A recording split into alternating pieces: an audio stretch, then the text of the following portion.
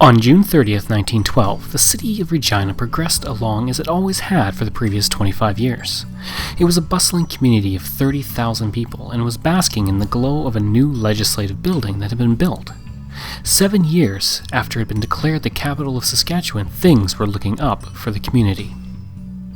Little did anyone know on that day, a defining event was about to occur.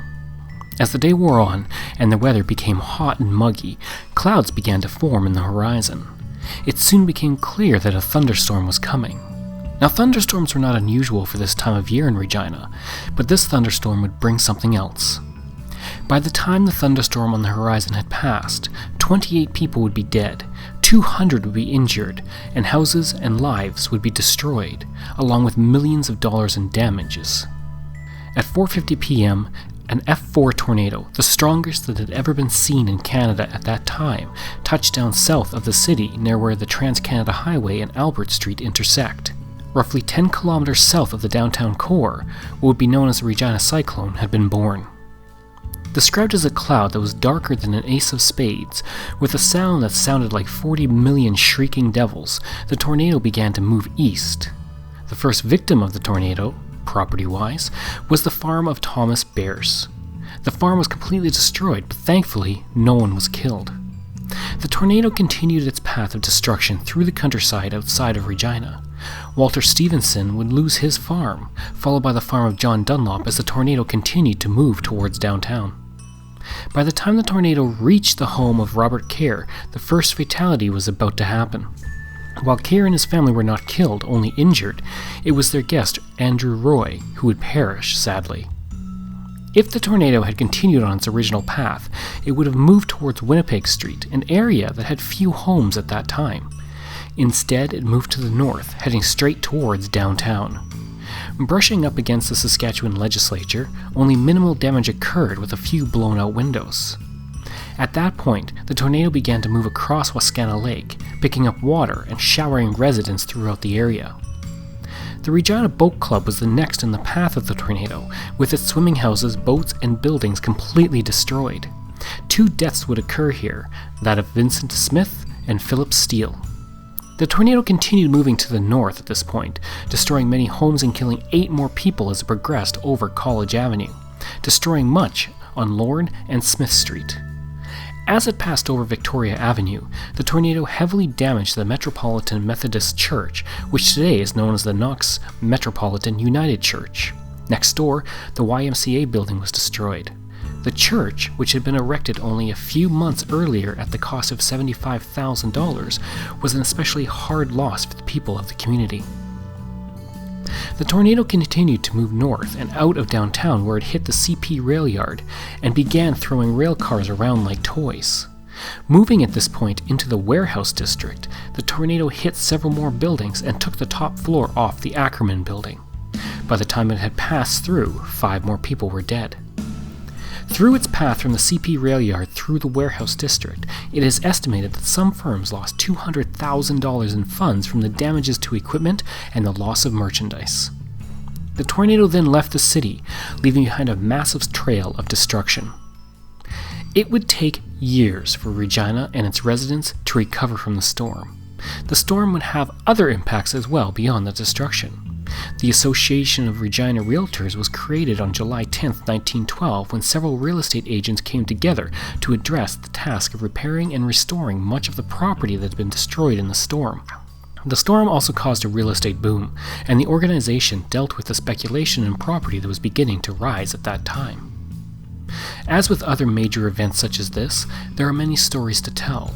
There are many tales around that storm, from the bowling pins that did not fall down, to the boy in the canoe and the horse in the legislature, to Boris Karloff helping in the relief effort. Among those tales are the people who lived the storm and experienced it, many of whom are now lost to history. The Regina Boat Club. With Dominion Day coming on July 1st, optimism was high at the Regina Boat Club. The 1912 Dominion Day Regatta was going to be held, and a 3-piece orchestra was hired for a dance that would follow the activities of the day. Little did any of the band members know, nor the members of the club know, was that not a single note of music would be played. The club had spent the previous 2 years renovating its boathouse and had built a $1,400 extension, along with a new pier to pull boats out on. Many new boats were sitting at that pier, and the building even had electricity and a phone on that fateful day. Then the Regina Cyclone happened, and everything was lost. By the time the tornado passed, members had lost everything in their club, and only $600 was left in their pockets to rebuild. It did not take long for the club to begin rebuilding, and within a week they had incorporated the club and began selling shares for $10 each, and they also arranged for a $3,600 loan. By the end of summer, a new clubhouse costing $2,680 was built, and a dance was held in September of 1912 to commemorate the reopening. In 1968, with the Regina Boat Club long gone, Bevan Lawson came up with the idea of having a cairn installed at Wascana Park to honor the club and the destruction of the Regina Cyclone. 3 years later, during Saskatchewan's homecoming celebrations, a cairn was unveiled at the original location at the boathouse. Francis Nicholson Darke. Arriving in Regina in 1892, where he married his wife Anna Elizabeth, Francis Darke established a retail and meat business that allowed him to build a huge fortune. Serving on council for 9 terms and elected as Regina's youngest mayor in 1898, he would lose his home to the cyclone. His wife, terrified of such a thing happening again, urged him to build a new home that could survive a tornado. Over the course of the next several years, he built her a home that would survive a tornado. By the time it was completed in 1926, it was the most expensive home ever built in Regina to that time. It still stands today and is known as the Stone Hall Castle. Sitting across from Darke Hall, it was the home for him and his wife until their deaths. Fred Birkin. Fred Birkin had come to Regina from Dinsmore, Saskatchewan in a roundabout way. Living in Edmonton with his new wife, Martha Peckrell, he found work with the CPR in Regina, and they made the move in 1912. Edmonton at the time was dealing with a housing shortage, so finding a place in Regina was much more desirable for the young couple. Earning $3.25 a day, Birkin was on the job when the Regina Cyclone came tearing through his workplace, completely destroying the building. The incident would leave Birkin unconscious, and he would not awaken until after the storm had passed. Finding himself on top of a pile of timbers, he escaped relatively uninjured except for some bruises and a few minor cuts. Adolph Martin. Living north of Regina, Adolph and his helper Henry Hollerbaum were working in the field when the cyclone came upon them. As they were far north of the property that Martin owned, they had been camping in a caboose during the evenings. That caboose then became their refuge when the storm hit.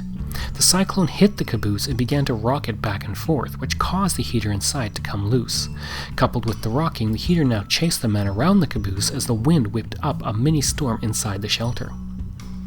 Over at his homestead, Adolph's wife Louise was dealing with her own situation from the storm. The roof on the barn was completely ripped off, and bits of wood began flying around the homestead. One piece of wood came flying towards the house and became lodged in the door frame. If it had made it into the room, it would have killed the 3 children in there. Henry Hollerbaum's wife ran to the granary where her husband and her had been staying to grab her baby to protect it. While she was in there, a grain bin was thrown in front of the door where it remained. She was trapped in that granary until she was rescued several hours later. Greville MacDougall. Born in Manitoba in 1900, Greville MacDougall was one of 8 children and was 10 years old when the family moved to Regina. Unfortunately, it would be a tragic decision to do so. When the Regina Cyclone hit, Greville would lose her father and 2 of her sisters in the storm.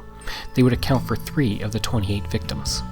Eventually, Greville would go to school and become a stenographer for both the Pat Burns Company and the CPR. She would marry a lawyer named Alan Armstrong in 1922, and together they would live in Strasbourg for 45 years, where they would be highly active in many community matters and raise 3 children.